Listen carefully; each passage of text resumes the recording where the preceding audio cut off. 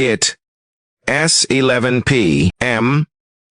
on a Wednesday. You're sitting at your kitchen table with your laptop open, doing something you've avoided for months. You're calculating your real net worth, not the vague number in your head that helps you feel okay. The real one. What you own minus what you owe. You add up your savings, your 401k, maybe your car, then the student loans, the credit card balance, the debt you keep telling yourself you'll handle soon. And suddenly, there it is. A number. Maybe it's better than you expected. Maybe it's worse. Either way, that number tells the truth about your life. It tells you whether a $900 car repair is an inconvenience or a disaster. Whether a new job in another city is exciting or completely out of reach. Every net worth level feels different from the inside, and every level comes with its own trap. Here's the part nobody says out loud. Your net worth is not just a score. It's a map of how much freedom you actually have. Level 1 is negative net worth, and this is where millions of people get punished the most. You're young, working, trying, doing everything you were told to do. But your student loans are huge. Your checking account is almost empty. And your credit card was supposed to be for emergencies. Now, it's for normal life. And the system makes it worse. You overdraft by $24, and the bank charges you almost $27 just for being broke in public. You take out a payday loan for a short-term fix, and it turns into months of debt. At this level, the game is not about getting ahead. It's about stopping the bleeding. If your money disappears faster than you earn it, the problem is not motivation. The problem is the math. Level 2 is technically positive, but still fragile. Maybe you finally paid off the credit card. Maybe you saved your first few $1,000s. It feels like progress, and it is. But it's not safety. One car repair, one medical bill, one missed paycheck, and that small cushion is gone. You're still checking your bank balance every week. Still hoping nothing breaks. Still one surprise away from falling backward. This level tricks people because it looks stable from the outside. But positive net worth does not always mean financial security. Sometimes it just means you have barely enough to survive the next emergency. The move here is simple. Cut the recurring fees. Kill the overdraft charges. Stop paying for the privilege of being stuck. Because when your margin is small, every leak matters. A lot of people think they need to earn more. Sometimes the real win is just making your money stop leaking out. Level 3 is where things finally start to feel real. You've got some savings, maybe a 401k, maybe a small emergency fund. Your net worth is somewhere between $10,000 and $50,000. This is the stage where people feel proud, but also confused, because they worked hard to save, yet the numbers still seem tiny. That's normal. At this point, compounding is still weak. Your money exists, but it's not doing much yet. The trap here is letting cash sit still for too long. If your money stays in a low-interest account while inflation keeps rising, you're losing ground quietly. This is where investing starts to matter. Capture the full employer match. Open the Roth IRA. Let your money begin doing some of the lifting.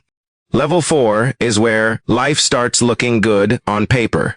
Maybe you bought a house. Maybe you upgraded the car. Maybe your income finally feels respectable. Your net worth is somewhere between $50,000 and $100,000. From the outside, it looks like you made it.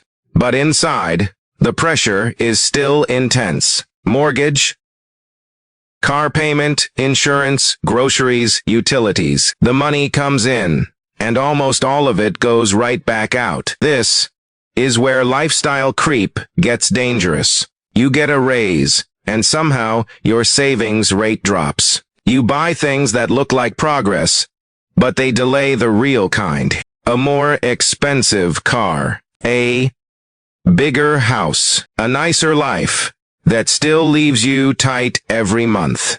A higher income can fix your money problems, or it can just upgrade them. Then comes the first big milestone, $100,000 net worth. A lot of people think this is where wealth starts feeling powerful. Usually, it doesn't. At first, growth still feels slow. But this is the point where the math begins to change. The first $100,000 is brutal because almost all of it came from you. Your time, your effort, your discipline. After that, compounding finally starts to help. The second $100,000 usually comes faster than the first. Then, faster again. That's why automation matters so much. You do not need to become a more disciplined person every month. You need a system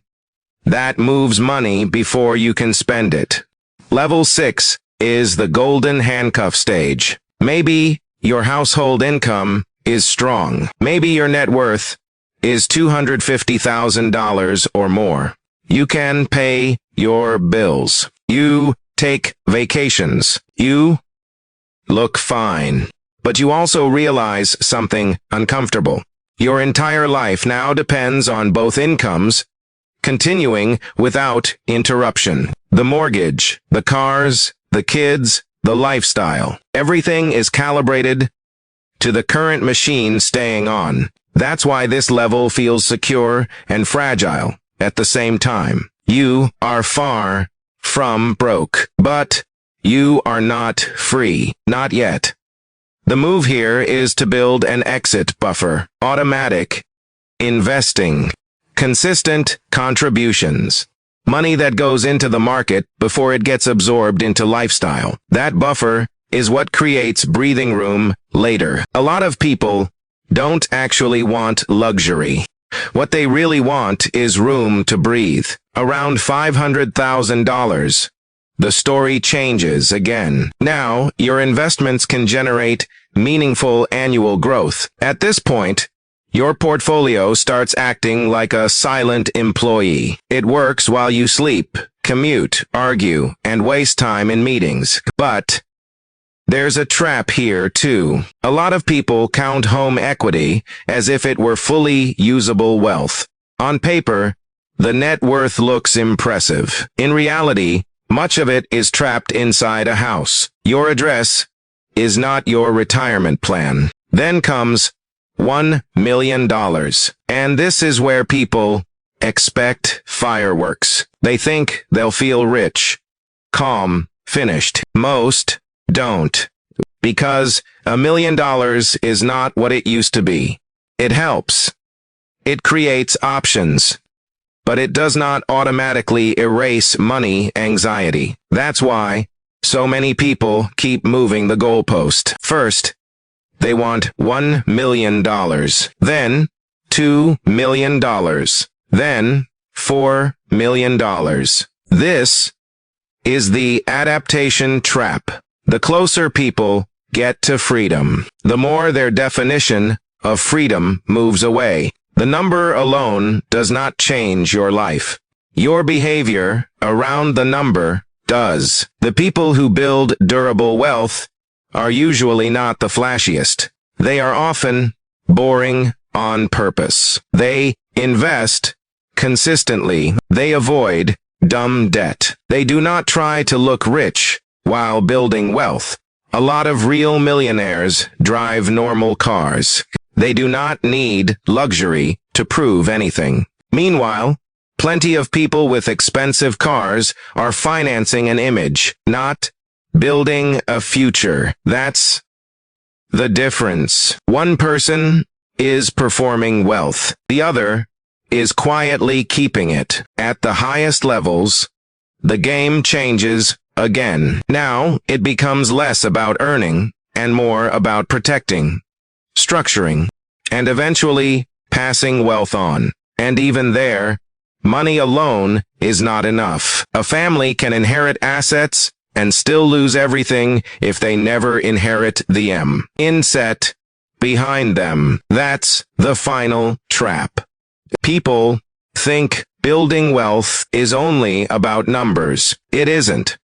It's also about habits, values, patience, and the ability to resist a life built for show. So, here's the point of all this. The difference between someone who reaches old age with peace and someone who reaches it's still trapped did not happen in one dramatic moment. It happened in hundreds of small choices. The car loan, the lifestyle upgrade, the delayed investing, the shrinking savings rate, the decision to look successful instead of becoming secure. There is no prize for pretending you're at a higher level than you are. The only number that matters is the real one. Assets minus liabilities. That is your truth. That is your starting line. So, do this tonight. Open your accounts.